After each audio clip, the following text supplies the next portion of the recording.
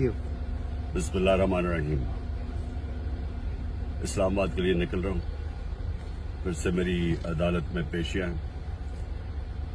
निकलने से पहले दो बातें करना चाहता हूं। सबसे पहले ISPR ने बयान दिया है कि इदारे की तौहीन कर दी, फौज की तौहीन कर दी, कि एक ऑफिसर का नाम ले दिया, इंटेलिजेंस ऑफिसर का, जिसने 2 दफा मुझे कत्ल करने की कोशिश की।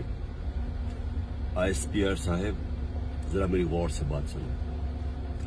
इज्जत सिर्फ एक इदारे की नहीं है, इज्जत कौम में हर शहरी की होनी चाहिए। इस वक्त कौम की सबसे बड़ी पार्टी का सरबराह हूं।